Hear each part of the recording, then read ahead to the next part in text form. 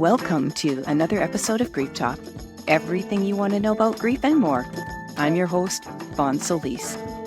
As an author, mentor, and bereaved mom since 2005, through guest interviews and coaching, here's where you'll always get great content that is inspiring and practical to help you heal after loss. Today's guest is Ashmeeta Madhav, a resilience and grief support advocate, educator, entrepreneur, and author, marked by loss experiences including miscarriage, rejection, her parents, and husband.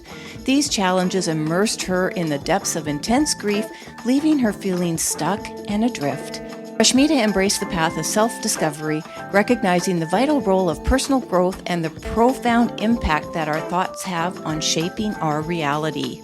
Her book, What's Your Story, is designed to bring comfort, inspiration, and guidance to empower people navigating difficult times discover the strength within themselves to foster resilience and create a meaningful life. So welcome to the show, Ashmeeta. It is so wonderful to finally meet you after connecting a little bit ago. So welcome to the show. It's going to be a good episode. Thank you for having me on. You're very welcome.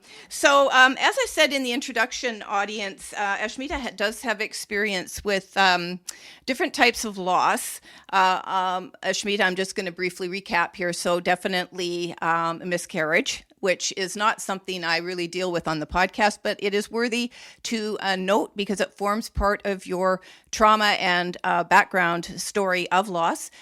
You have had rejection. And boy, well, again, that's an episode all on its own. I want to acknowledge that because it's very important how we go through grief, what we think of ourselves. And we may actually have an opportunity to talk a little bit about that in this episode. You lost both your parents and your husband. So you were widowed early in life. And well, I have done a couple of other episodes on spousal loss. Losing a spouse early is it's its own category. And I'm not saying it's more difficult for the person who's been married for decades and then the spouse has passed, but when you don't expect it, and I believe that your husband did die from cancer, so you were also caregiving. And so there's a whole grief around that, right? Because he was terminal cancer, right? Yes, pancreatic. Yeah. So I'd like to just invite you to start. We are going to be talking, audience, about those losses for Ashmeeta. We're going to be talking about how thoughts shape our reality. And through this episode, we're going to build to the whole idea that no matter what we've come from, our thoughts are incredibly important.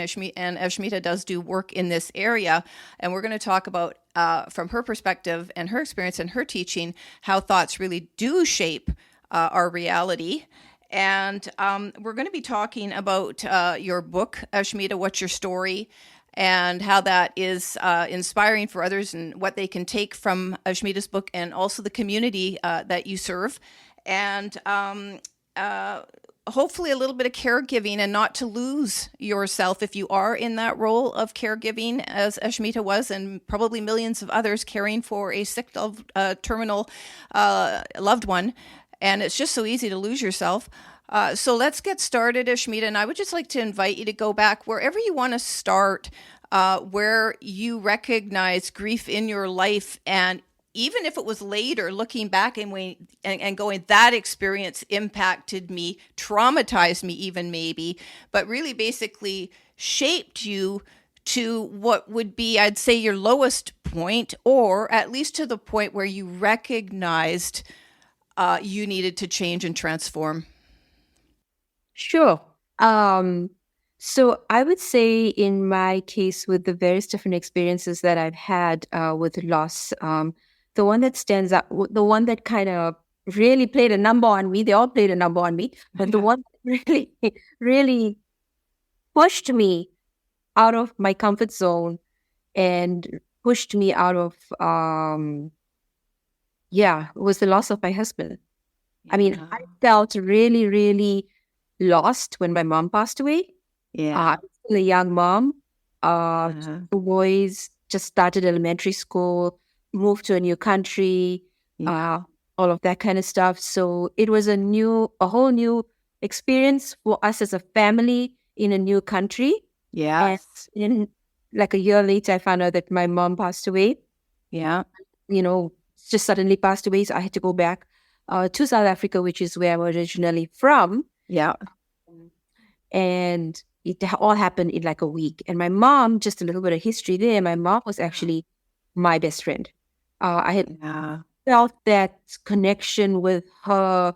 The connection with her became really strong, especially during the times when I was going through rejection, when I had my first miscarriage. She was the one person who unconditionally was there for me and didn't try to fix me. Yes. It just naturally, a mother. I don't want to go into all that. Yeah, I just want to actually pause for a quick sec on that one, because when did your mom die? What year? 2008. And no doubt that still impacts you. I mean, the loss of her, you've lost your best friend. And so I just want to acknowledge here for people that I think we're culturally, certainly in North America, kind of expected to sort of get over it quickly, because they were expected, especially if it came from older age and natural causes. Well, they lived a good life. How often do we hear that? But I know, but our moms really, they are our pillars all through our life. And it is most unfortunate for those of us who do lose our moms after an already traumatic death, such as I did. My mom died 5 years after my daughter's suicide, and I didn't ever get to grieve that. So I really, because there were too many losses. My dad died, a year and a half after my daughter. So there were her best friend died, her father died. There were so many things that happened.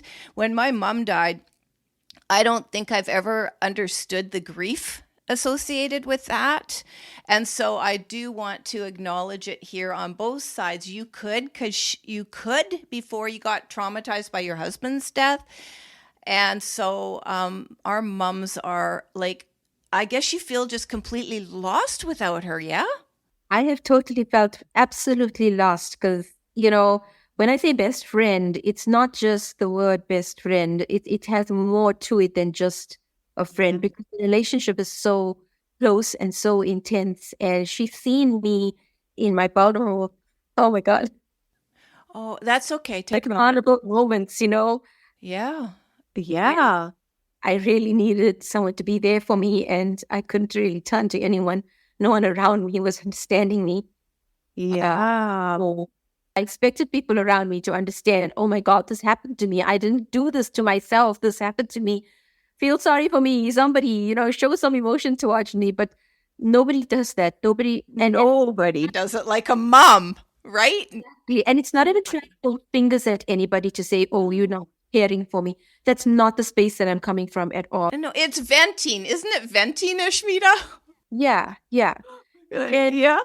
Maltese knows how to take it.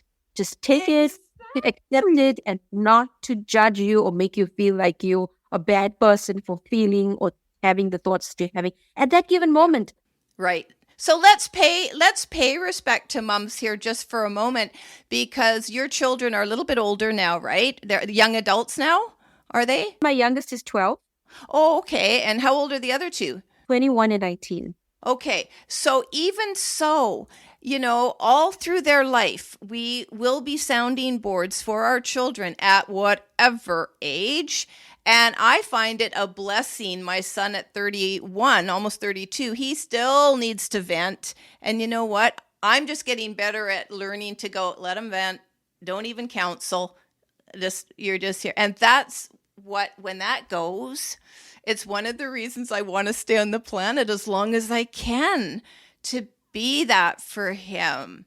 Okay, I want to stay for my own life too, but you know what I mean? It's like, so really, let's catch a breath here, and I won't stay on that. But people, audience, if you've lost a parent, and you may feel this way about your dad, audience, and may have maybe a stronger connection with your other parent, but in any way that we lose them. So culturally, I'm going to take a stand, and I think Ashmeeta, you would agree with me.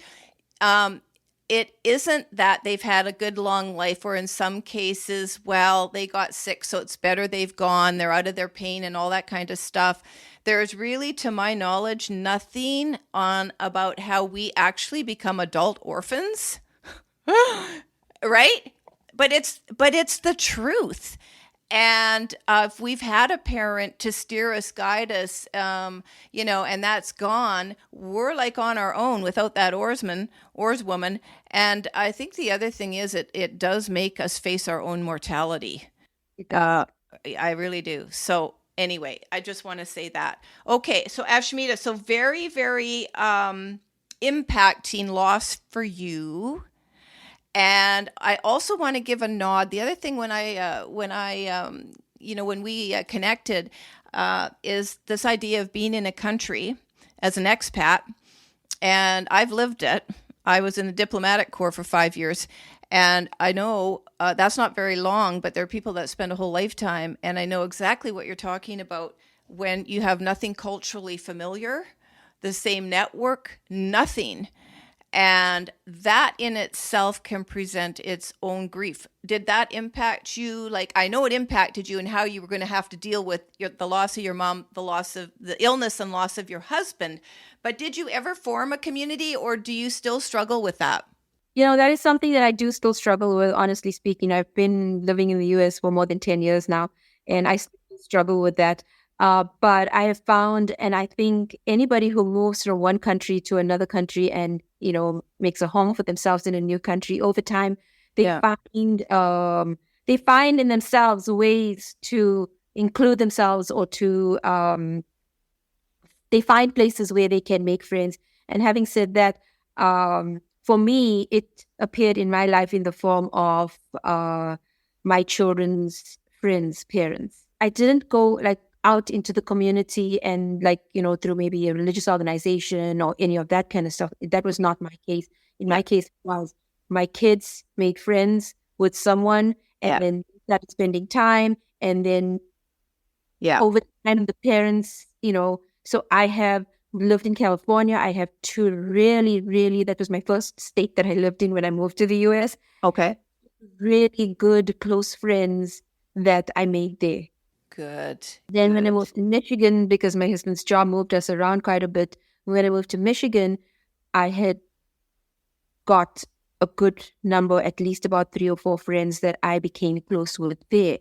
And the nice thing about it is, what I really like about it is that all of them are from different cultures. Did all of them stick with you and to today through the loss of your husband and your grief? Mm-hmm. Yes. Good. Then they're true friends. Yes, true. One of them had actually moved out of Michigan because her husband's job also, he moved jobs.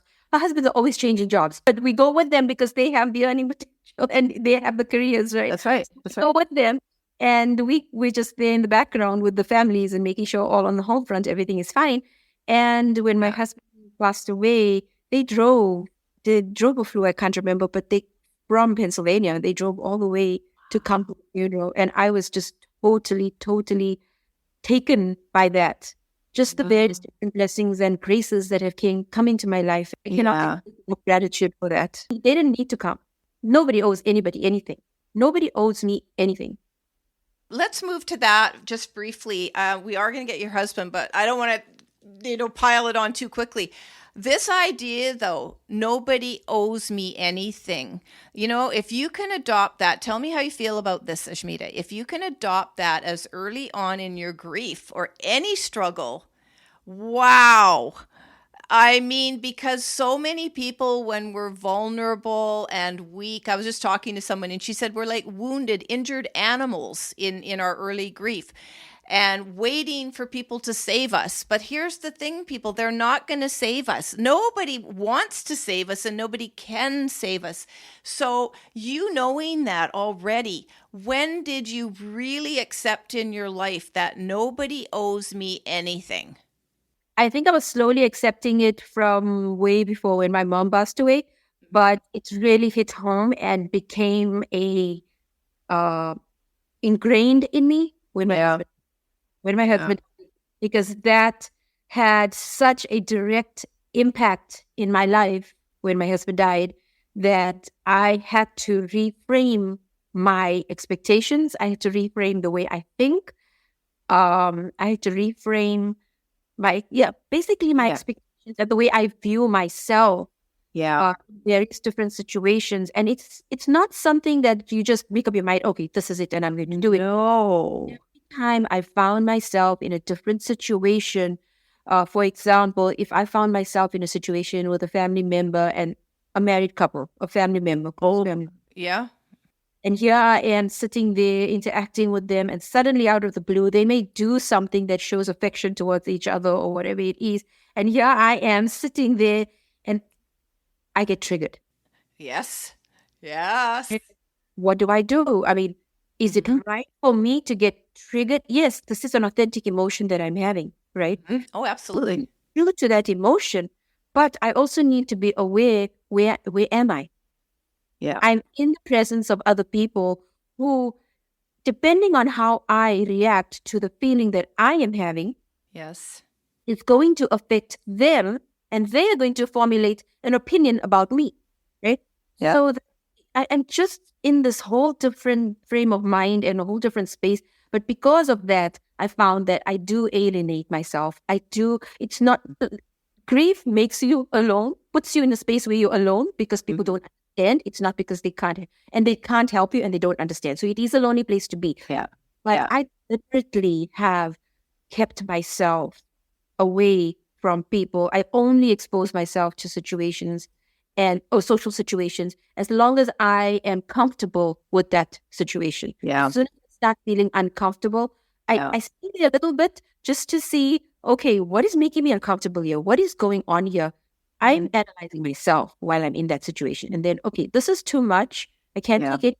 This, I'm going to politely remove myself from the situation. Yeah. But I still am, when I go back in my own space, Yeah. talking to myself, that self-talk. Why did I feel this way? What came up for me? How was I feeling? Nobody really did anything. They were just showing affection to each other. Yeah. What does that have to do with me? Why do I need to feel hurt by that? Or why Yeah.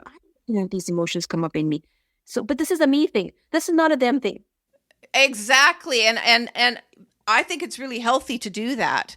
And I think that depending on how long you've been in grief, I'm speaking generally audience here, and depending what we do with our grief. Okay, you can be 20, 30, 40 years in grief and be the same person you were on day one. So it's really, I think the inner probing is so wonderful, and it should continue throughout our life, because when we're able, and some people might be able to start that inner probing a little earlier than others, but I would offer for any of us in any really impacting, if not traumatic loss, listen, don't expect to really, have a clear head for a few years. I'd say a few years, and it could even be longer. And so I did just want to quickly ask, does not mean anything in terms of how long we're in grief. The reason I'm asking is, what year did your hubby pass? 2019, 4 years ago. So the thing about having maybe some other losses or experiences in our life that have conditioned us or disciplined us to learn how to probe inwardly, I would offer it as the biggest, like the one scariest change or assignment for people to do. It's so difficult in normal, best of times, to inwardly probe when life's going great. Why would I do that? When life's too hard, I don't want to look at it. And all I can offer is that I still, and I want to just acknowledge triggers here, Ashmeeta.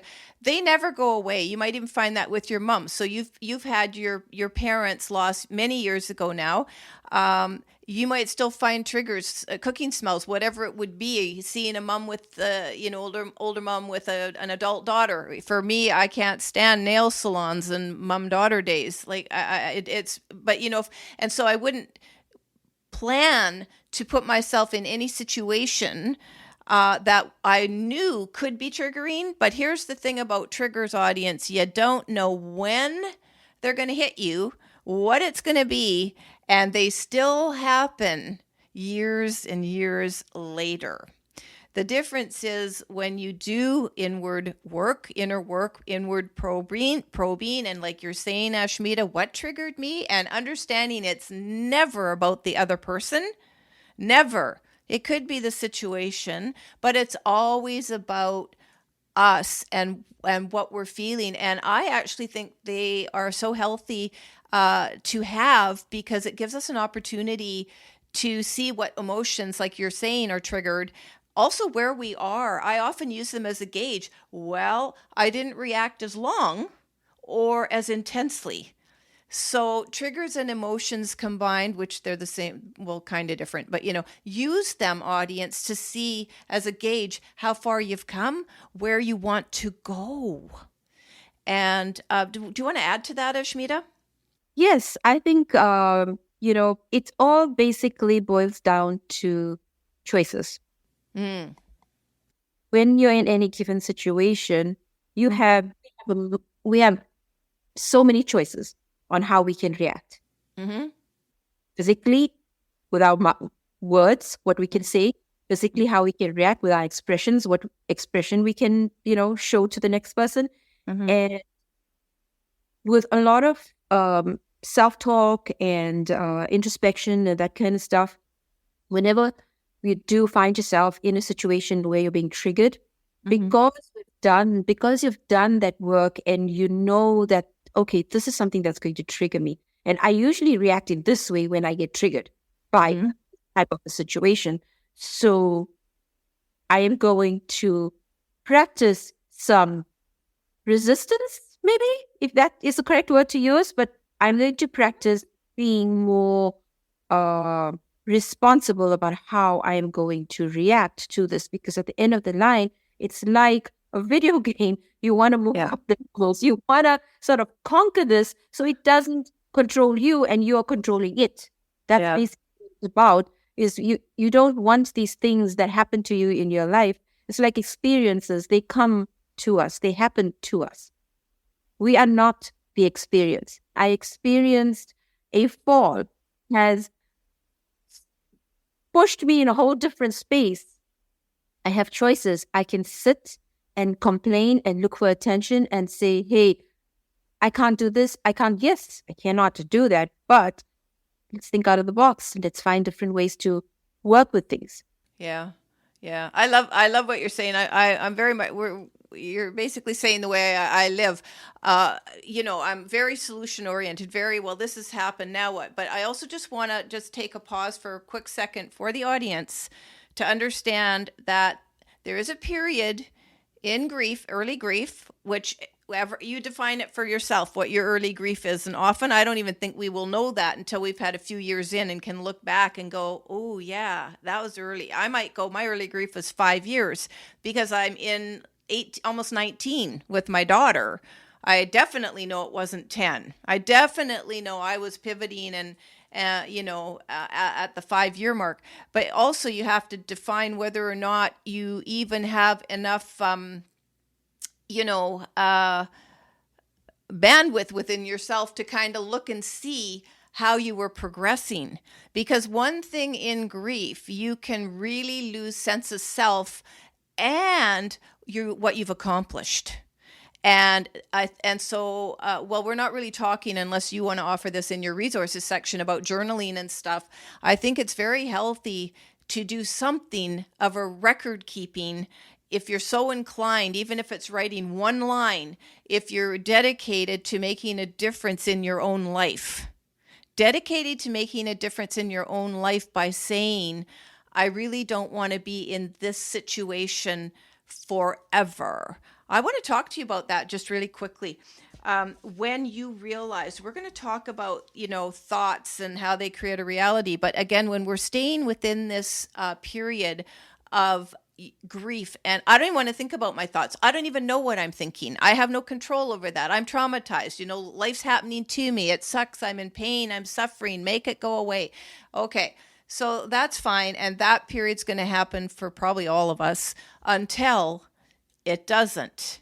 And that's that piece about, I want something different.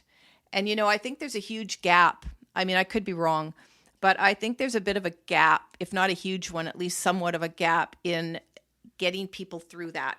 Getting people through that, because it's not as easy as going, jumping the puddle, grief being the puddle, and one day just jumping over it and putting everything behind you. It is a long, hard journey from whatever type of loss we have experienced to really demonstrate this resilience and change in our life. So, having said that, before a person is at that stage where they can be aware of their thoughts, they do buy into that. Oh, what I'm thinking really actually impacts what I'm experiencing, because it does. What would you say to them? Something they could look for, hang on, the hope that one day you will move through this really tough period. What got you through? Like, let's just start with, once your husband passed, you had been caregiving, and once you went into that traumatic loss, what was the thing you held on to and made you realize you weren't going to stay in that intense period forever? Oh, yes.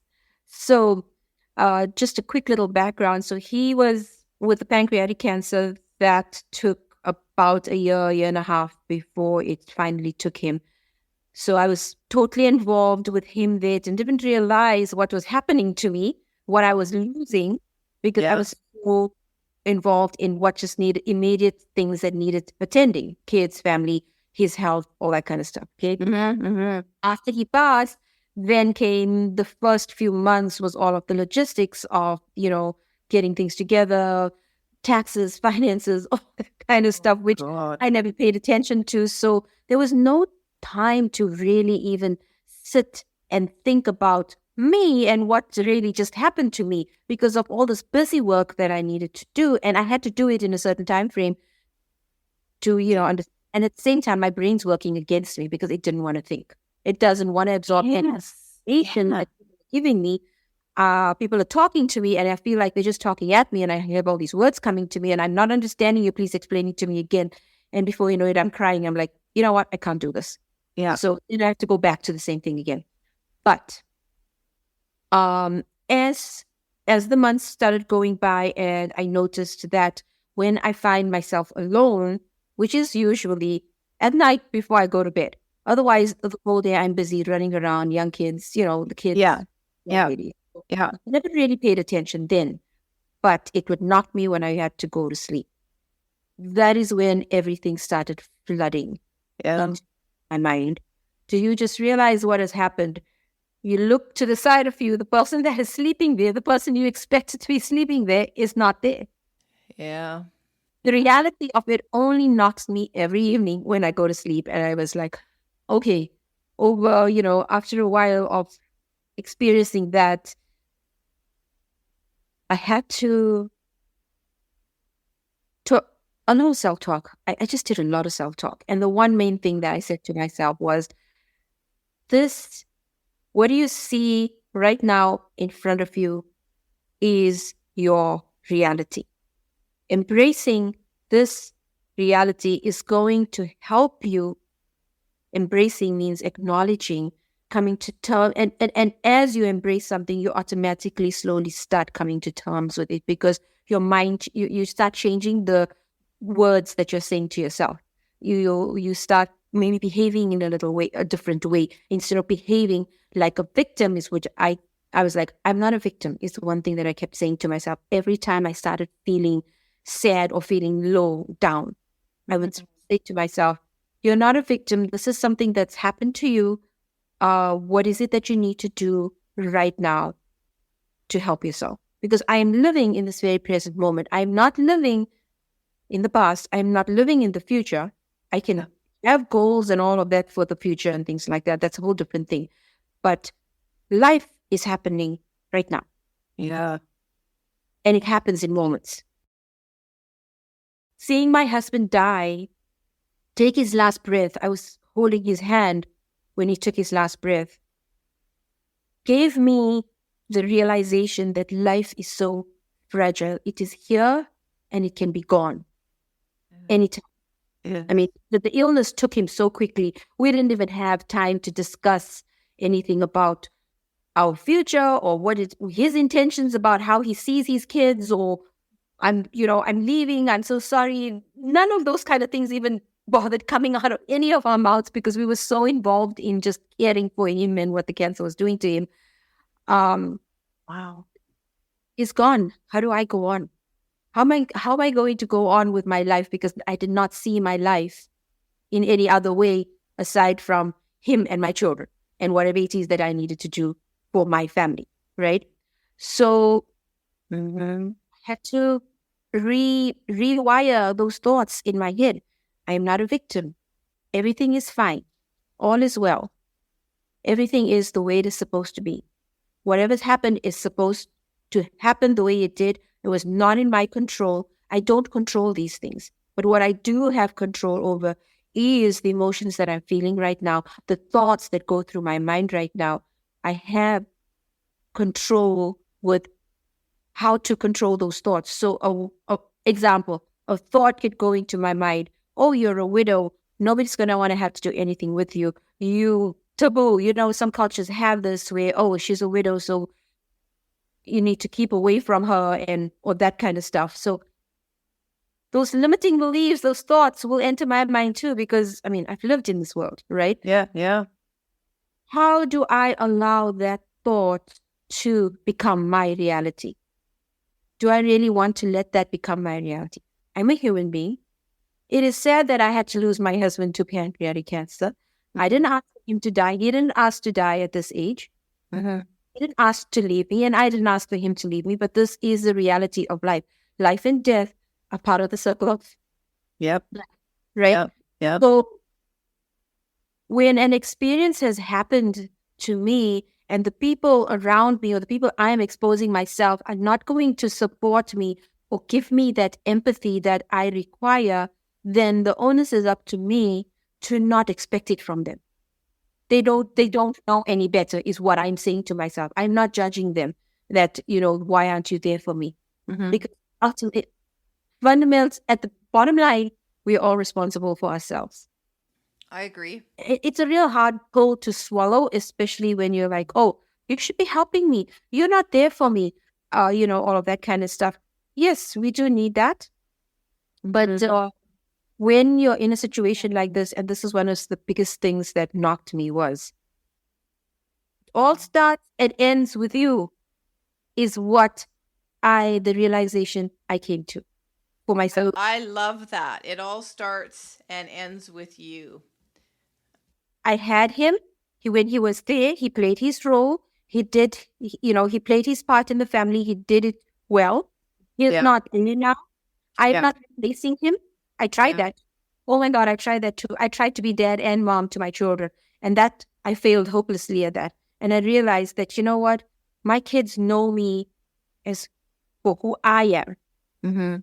I don't need to change that person because my husband's not around anymore.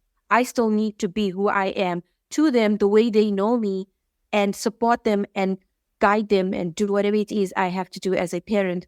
I don't need to change on them because there's just too much change. Losing a parent is a big change. Yeah. Well, when you say that, do you want to just clarify that you mean you could have succumbed to the experience, and what do you actually mean by what could you have changed into that your kids wouldn't have recognized you? I could have, example, I actually did this, was my husband parented, I have 3 kids. My middle son was really close to his dad. And as he was growing, we realized that there's a way that we needed to parent him in order to get through to him. And that was a unique style that my husband really did well at. So as his mom, I was more on the emotional side. The rational side, the logical side was my husband. And between the two of us together, parenting this specific child was what he needed and worked for him. Right. My husband died. I thought, oh my God, this guy is really going to go, things are going to get really crazy for him. Having lost a parent myself, I've been there in a sense. I'm like, my kids have now lost a parent. Yeah. I became really hyper focused on, I want to make sure that I'm giving him what he needs. Yeah. So I tried to step into my husband's shoes and do, because I've seen how he parented. So Yeah. I tried to do the same thing, backfired on me totally. Yeah. Something Yeah. that this child needed. He needed to acknowledge that loss. Yes, parent, let it be what it is authentically, leave it in its space. There is no need for me to go in there and meddle and try to change things. I am his mom and be who I am to him and who, what I need to be to him. I don't need to be his dad. That's a pretty profound and I think helpful insight, to the audience. I just think that's really profound that you saw that.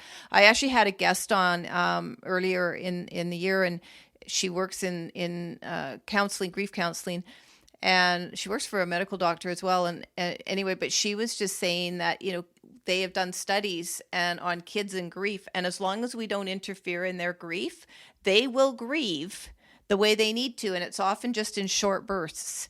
And they might say something, they might acknowledge something, and depending, on their age, and then run off and play or, go and do their thing. And as long as we just, acknowledge it, is there anything else you want to say about that? And not try and fix it for them. She said they actually grieve healthier than adults. And it's too bad I didn't know that when my daughter died and my son was 13, because we completely didn't have this information.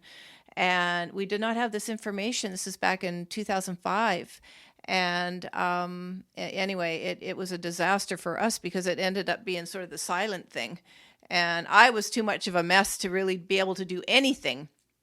But while we're not talking about child loss today, and we are talking about unexpected parent death, you're raising a very, very good point about wanting to try and be everything and fill both shoes. It's not possible. So understanding, getting in your own lane and understanding, no, I'm the mom and this is all I can do. I think that's huge, Ashmeeta. Huge. It also makes me feel weak. I have to be honest. I feel very weak and vulnerable, but I don't. Feeling weak and vulnerable and having fear, being afraid of things, don't necessarily have to be a bad thing. You can add a positive spin to it.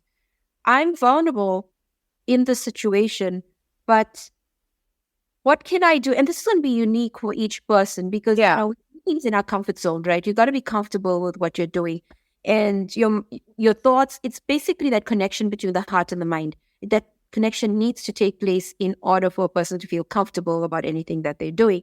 Mm-hmm. And for me, I don't really. Yes, I don't see fear so much as a bad thing. I see it as an emotion that actually gives me insight into things that can be limiting for me or things that I still need to work on in my life so that I can move forward and I can evolve.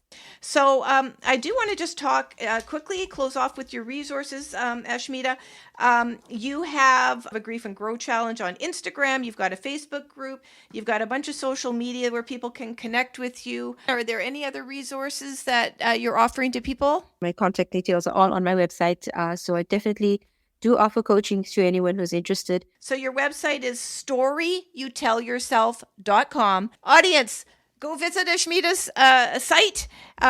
We'll have the link in the show notes. And from there, you can connect with her in a number of different ways. Take her challenge, don't take her challenge, but whatever. You've got a lot of beautiful resources and a wonderful website. So I do want to thank you, Ashmeeta, for taking the time to share some of your knowledge and wisdom gained from your experiences. Thank you. It's been my pleasure. Thank you very much for having me. It's really nice meeting you too. Wonderful to meet you too, Ashmeeta. Thank you.